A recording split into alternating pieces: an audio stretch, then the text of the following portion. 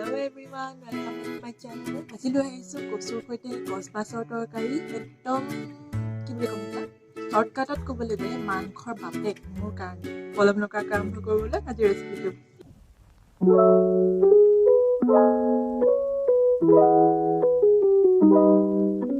এতিয়া কচুখিনি পানী আৰু নিমখ দি ভালদৰে বইল কৰি ল'ম। কমেও 3টা চিটি মাৰি দিলে হৈ যাব।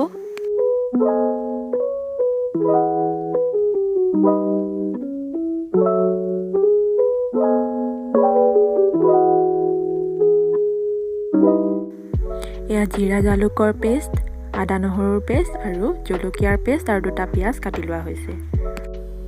এয়া হৈছে মাছখিনি। এতিয়া মই হালধিখিনি সানি ল'ম ভালদৰে, কিন্তু নিমখ নাসানো। ইয়াৰ কাৰণটো মই পাছত কৈ আছোঁ।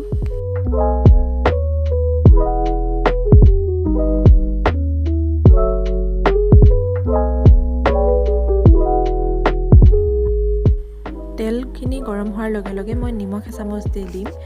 ইয়াৰ কাৰণটো হৈছে কচ মাছ ফ্ৰাই কৰিলে বহুত ফুটে, কিন্তু যেতিয়া তেল গৰম হোৱাৰ পাছত আপুনি নিমখ দি দিব নহয়, তেতিয়া চাব কচ মাছ নুফুটে কেতিয়াও। এতিয়া বলক ফটাফট মাছখিনি ফ্ৰাই কৰি লওঁ।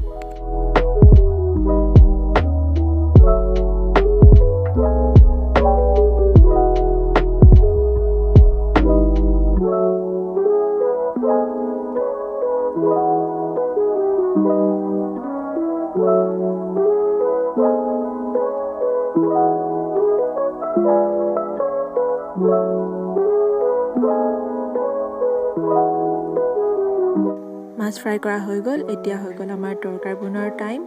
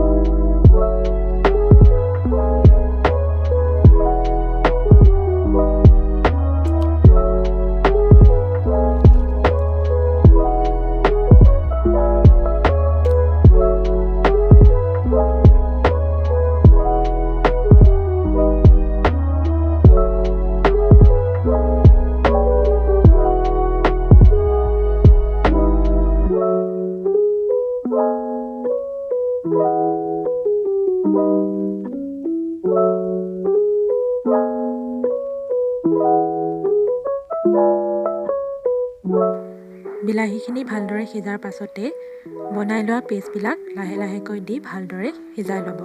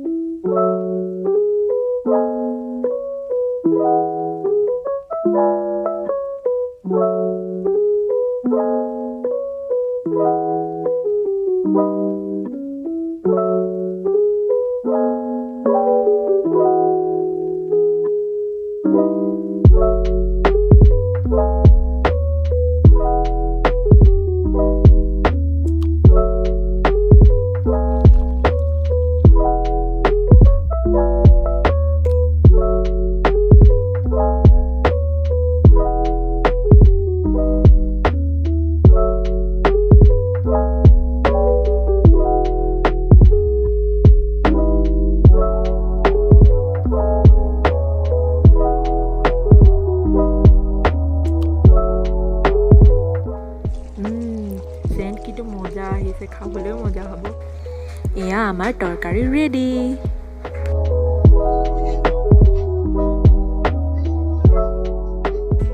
কেনেকুৱা পালে ৰেচিপিটো জনাব কমেণ্ট কৰি।